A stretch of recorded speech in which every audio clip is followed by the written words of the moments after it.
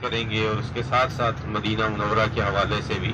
گفتگو کریں گے کہ اس کے فضائل اور برکات کیا ہیں۔ سب سے پہلے تو اللہ تعالیٰ آپ سب کا یہاں پہ آنا قبول و منظور فرمائے اور بار بار آپ کو حرمین کی زیارت نصیب فرمائے، اور اللہ تعالیٰ ہمیں یہاں ہمیشہ عافیت کے ساتھ لے کے آئے اور عافیت سے لے کے جائے۔ مدینہ منورہ مسلمانوں کے نزدیک مکہ مکرمہ کے بعد افضل ترین شہر ہے، اور اس کی فضیلت پہ بہت سی دلائل ہیں، بہت سے اللہ کے نبی صلی اللہ علیہ وسلم کے فرمودات ہیں جن کی وجہ سے اس شہر کو ہم مکہ مکرمہ کے بعد سب سے افضل شہر سمجھتے ہیں۔ سب سے پہلے تو اس لیے افضل ہے کہ یہاں پہ اللہ کے نبی صلی اللہ علیہ وسلم کو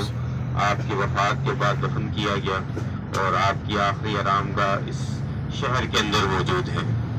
اور اس کے بعد اللہ کے نبی صلی اللہ علیہ وسلم نے اپنی زندگی کے آخری 11 سال اس شہر میں بسر کیے، اور اس شہر میں آپ صلی اللہ علیہ وسلم نے مسلمانوں کی پہلی ریاست کی بنیاد رکھی جسے ریاست مدینہ کہا گیا، اور اسی ریاست نے مسلمانوں کے لیے آئندہ کے لیے سب اخلاق اور ضوابط جو ہیں وہ طے کیے، کیونکہ مکہ مکرمہ کے اندر مسلمانوں کی ریاست موجود نہیں تھی، اور جتنے جو شرعی آئلی فقہی احکامات نازل ہوئے زیادہ تر کا تعلق مدینہ منورہ سے ہے۔ اسی لیے مدینہ کو اسلام کا دار الثقافہ، ثقافت کا گھر بھی کہا جاتا ہے۔ تو بہرحال اس شہر کی بہت سے نام ہیں، جن میں سے سب سے پہلے تو مدینہ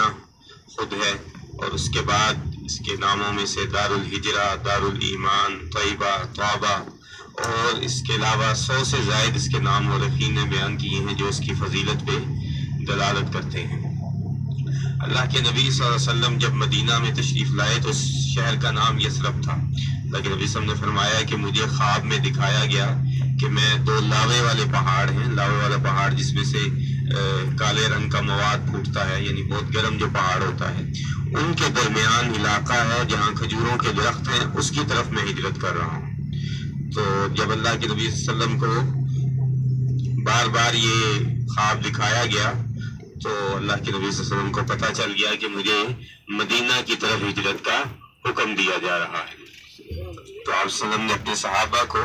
حکم دیا کہ وہ مدینہ کی طرف ہجرت کریں۔ اس کے علاوہ اس شہر کے فضائل و برکات میں سے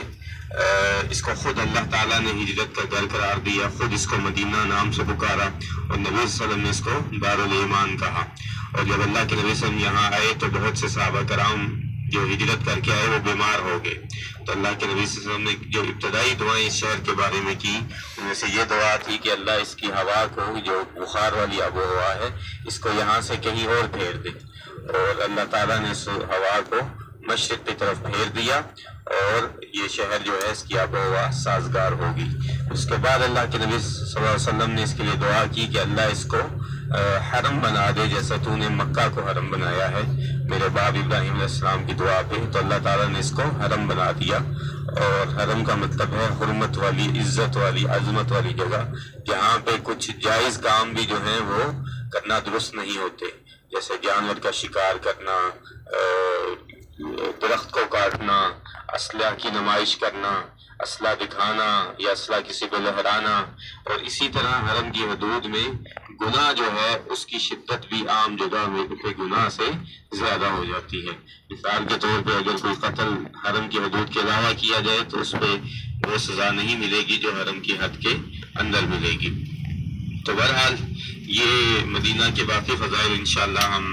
وقتاً فوقتاً ساتھ ساتھ ذکر کرتے جائیں گے۔ ابھی انشاءاللہ ہم اپنی پہلی زیارت کی طرف بڑھ رہے ہیں۔ تو